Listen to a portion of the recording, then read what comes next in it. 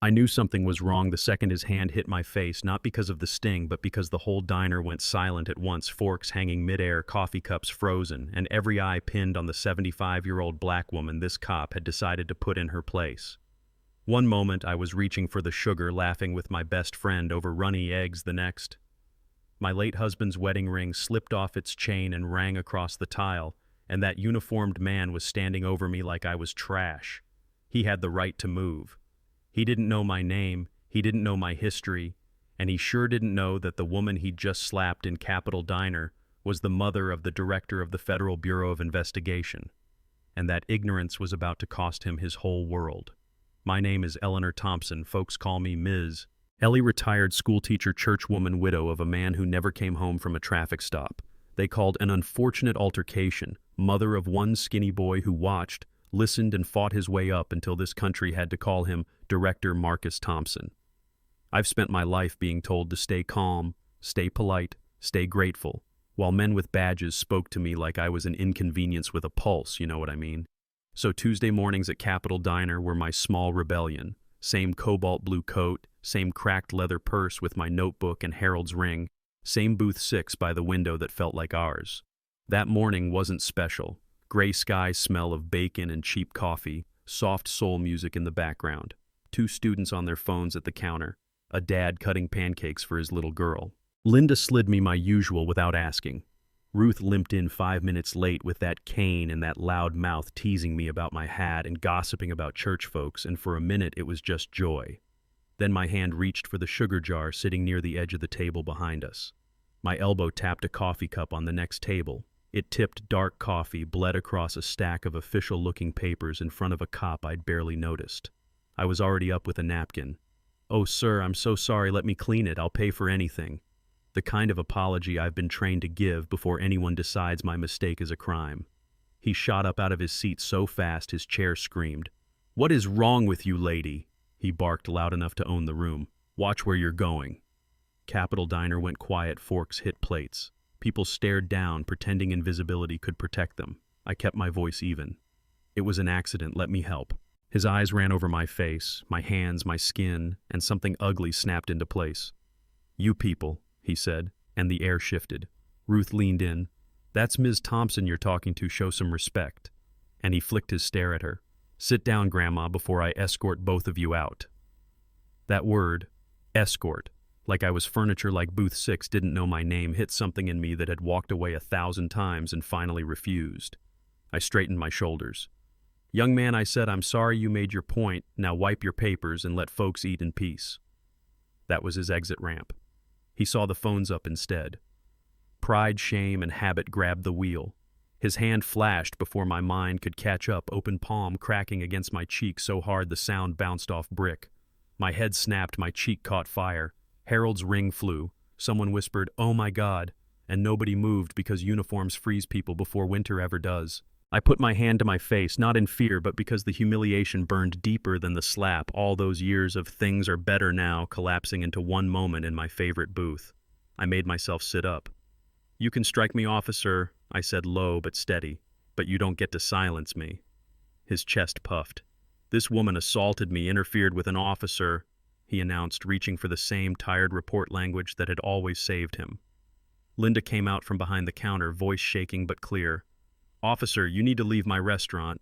His hand twitched near his holster just enough to turn everyone to stone. Ruth raised her cane. "Don't even think about it." He cursed, stormed out the bell over the door, chiming like a weak apology. The young woman who'd been filming came over, phone in her hand, eyes wide. "Ma'am, it's all on video, it's already online." I bent down, picked up Harold's ring, closed my fingers around it. "Good," I said.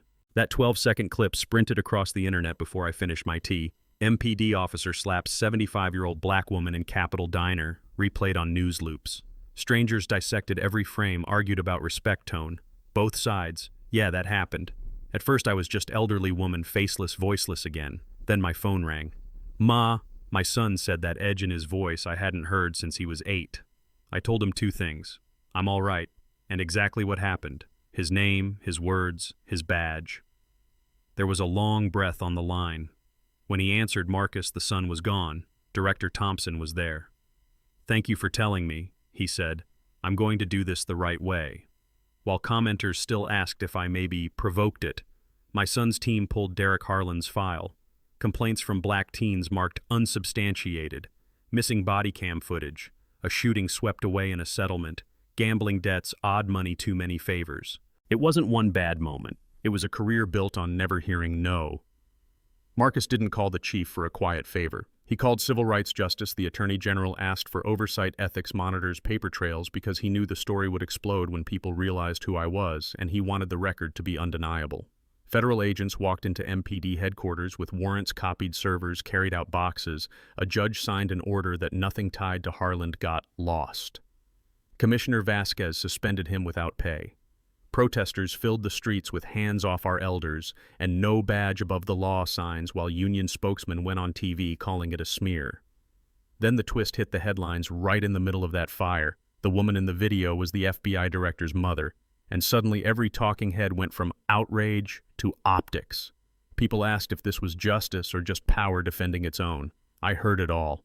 It stung because I've been a whole human long before my son's title, but I also wasn't going to apologize for my child using his position the way folks always claim they want it used to drag abuse into the light. The trial came fast by federal standards because the world was watching. In that courtroom, Derek looked smaller without his armor, just a man in a gray suit staring at the floor. The prosecution didn't need theatrics. They played the video. Let the jury hear, "You people," laid out his record. Linda testified he wasn't provoked. Ruth said she had seen that look before in officers with dogs. A young man described being beaten by him years earlier. An evidence tech admitted files tied to his badge kept disappearing. When I took the stand, I told them I had spent a life teaching children to tell the truth, and that day I met a man in uniform who had forgotten it. The defense talked about stress danger, said he snapped, asked me if I believed he truly meant to harm me. I looked at him and said, I believe he thought nothing would happen if he did. The jury didn't take long. Guilty on civil rights violation under color of law, guilty on assault, hate crime enhancement affirmed. Judge Esposito cut through the noise, 2 years in federal custody, hundreds of hours of community service with seniors, permanent forfeiture of his pension, lifetime ban from law enforcement. This is not revenge, she told him. This is accountability. Outside, some folks cheered like we won a championship, some cried, some muttered about time, and a whole lot of people said the quiet part out loud, that if I hadn't been the director's mother, none of it would have gone this far. And you know what, that possibility should scare you more than any one bad cop. While Derek went away to sit with himself, people started sending letters and donations in my name, not asking me to punish, asking me to build. With help from Marcus D.A. Chen, Commissioner Vasquez, and others who stuck their necks out, we opened the Eleanor Thompson Center for Dignity and De-Escalation in an old building that used to bury complaints. We brought in officers and made them sit with the uncomfortable truth. Watched that video, heard from elders, from kids like that young man, broke down step by step how authority can turn into harm if nobody checks it. Some folded their arms, some wiped their eyes, some came back to help teach the next class. Departments in other cities picked up the program, and where they took it seriously, complaints dropped. Quietly. No hashtag needed. One of the case files we use is Derek's, not to humiliate him, but to make sure nobody can say, I didn't know this could happen. When he got out, he sent a letter I read once and set aside along with a donation from a small book he'd written owning what he'd done. I didn't hug him in public, I didn't build a redemption tour, but I let the money help train the same kind of men he used to be. Redemption is between him and God. Preventing the next Derek is between us. A year later, I sat back down in booth 6 with Ruth. Linda had put up a little plaque that said, "Dignity sat here." People like to call what happened historic, a turning point, the Eleanor effect, all those fancy labels. To me, it was proof of two hard truths at once, that the system can work when enough eyes are on it, and that for too many people there are never that many eyes. So if you've listened to me this far, let me turn it on you. Do you think what happened to Derek Harlan was fair, too much, not enough? Do you believe he was one bad cop or a symptom of something deeper? And if my son had been a factory worker instead of the FBI director, do you honestly think we'd be talking about this case at all? Tell me in the comments where you stand. Tell me if you've seen your own version of that. Slap in your town, argue with each other if you need to, just keep it real. And if this story hit something in you, hit subscribe, share it with somebody who still thinks one little moment in one little diner doesn't matter, because justice isn't just what happens in a courtroom, it's whether we refuse to look away when someone like me gets hit and everybody goes quiet.